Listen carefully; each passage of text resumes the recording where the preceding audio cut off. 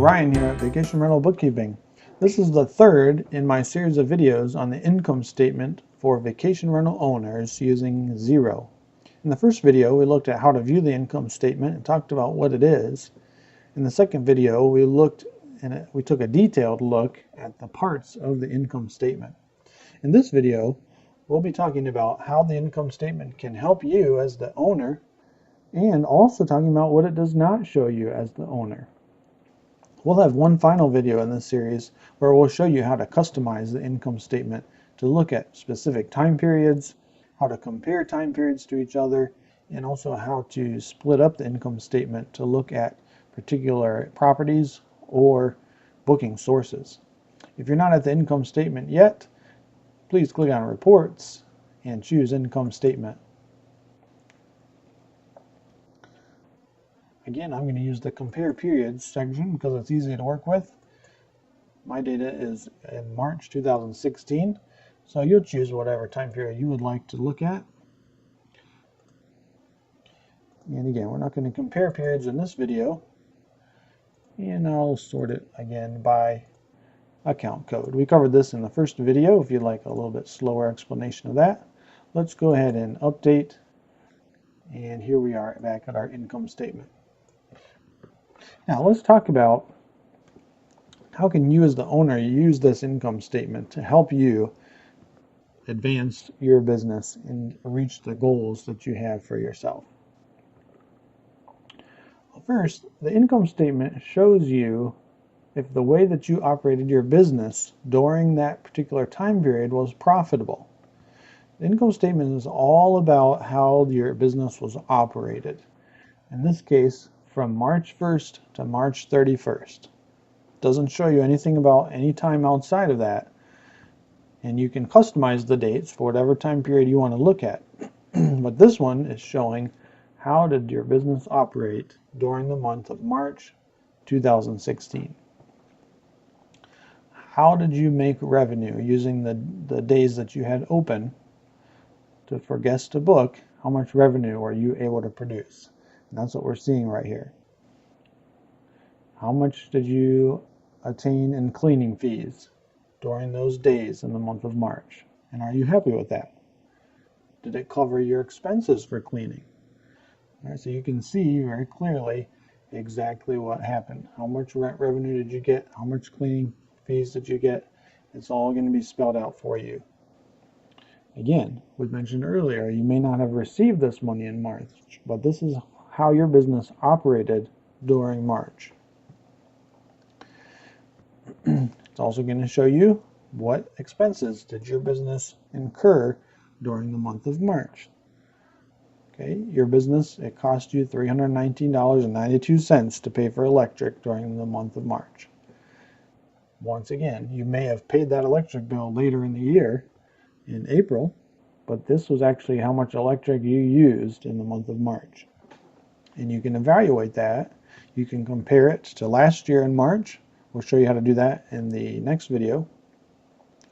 But you can evaluate whether you think your business is on track the way you want it to be by taking a look at how it operated during any particular time period that you choose.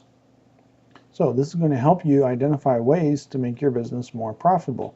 How can we get this profit number down at the bottom to go up? And of course, there's only two ways to do that. One is to raise the revenue.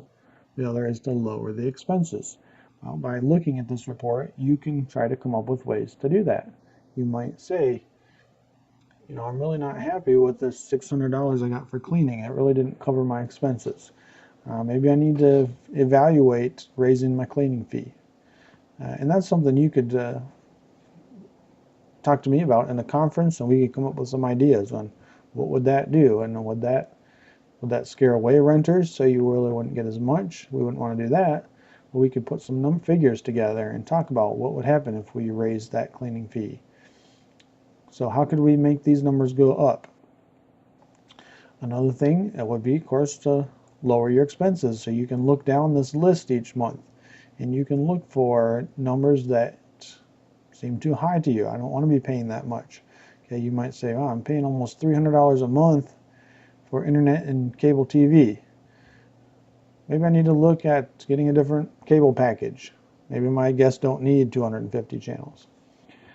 But the income statement is what can allow you to see exactly what your business did and how it operated during that time period, and help you to make intelligent decisions about what needs to be adjusted.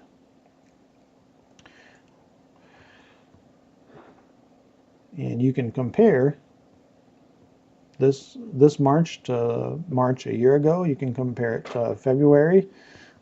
You can make good comparisons, and we'll show you in the next video on how you can split this up. This is showing the data for your business as a whole, but you can split it up for each property and see how each individual property is performing. We can set up a budget for you. You can say, well, I want to set some goals, and I want to see these numbers, and you can come up with numbers where you want these to end up, and we can track that and show the actual compared to the budget and see how you're doing. Those are all things that we can help you with. The income statement helps you to see how well your assets are making you money. Those properties that you own, how are they performing? Maybe you put an addition onto one of your properties and you want to see, did that actually make me more money? Or I made an investment in it, is it actually paying off? The income statement is a good way to find out that answer to that question. It also can help you see if you're spending your time on what is most profitable. If you see that one particular property is really making more money than the others, then you want to maybe focus a little bit more on that one. And again, we'll show you in the next video how to split that up. You might see we didn't spend any money on advertising this month, and how did that affect the performance compared to the month when we did spend on advertising? And we can take a look at that and see, should I invest more? Those are all things that we can look at here on the income statement. Now, it is important that we be careful that the income statement isn't the only statement that we look at, because there are some things that it does not help us with. For example, the income statement does not tell you anything about what we call your cash flow for this time period. Remember that the income that's shown was earned but not received. It may or may not have been received during this time period. Most likely in your business, it was received prior to this month, because you require your guests to pay ahead of time in advance. So what we're seeing, this total revenue of $96.44, you didn't actually get that money in March. So your income statement might be showing a nice profit here of $6,000, but you may say, well, I don't really see that in my bank account. Well, that's because this is not showing cash flow. The money that you actually had coming in March was probably for bookings that are going to be later in the year, and they're not showing up on this statement. So you always want to keep that in mind as you look at the income statement. The actual money that's shown as income was probably received in a different time period. The expenses may not have been paid for in this time period. We've given lots of examples in the other videos. The property insurance was paid prior to this month. This is only the portion that applies to March. The property taxes, the website expense, all those were paid in different time periods prior to March. Now, things like the electric bill or the cable bill, those had not even been paid yet when this income statement was produced March 31st, because they maybe were not due until April. So you cannot rely on the income statement to show you information about your cash flow. You did not necessarily spend $21.86 on expenses in March, but your business incurred those expenses during March. That's what the income statement is showing. And that's all using, again, the accrual basis of accounting. In the cash method, the income statement would show exactly what was spent and received in March. That sounds good at first, and it's easy to record, but you aren't able to get this picture of how your business operated in March, because the numbers that you see up here for March are going to be income that came in for bookings You know, it might be one for April, there might be one for August, there might be one for September, but they're showing up in March. Because in the cash method, we show the income on the actual day it was received. But this report is using the accrual method, and that the advantage of that is we get a good picture of how your business operated during that particular month. Now you say, well, how do I know where my cash is going? Well, you're going to take a look at another report called the Statement of Cash Flows, and it'll show you dollar by dollar where the money went, what came in, what went out. And so you want to look at another report for that, and we have another video that you can use to learn about the Statement of Cash Flows. Another thing to keep in mind about the income statement is that it does not show transactions that are not considered to be income or expenses. Let me give you some examples. When you pay your sales tax to the government, that is not shown on the income statement as an expense because it's not considered an expense. You just collected the money from somebody, from your guests, you kept it for a while, and then you gave it to the government. It was not income for you when you got it, and it's not an expense when you pay it out. And therefore, you won't ever see a line in the expenses about you paid sales tax, even though you did have to pay the bill. It will show up, though, on the statement of cash flows, and it will show up on the balance sheet, but not on the income statement.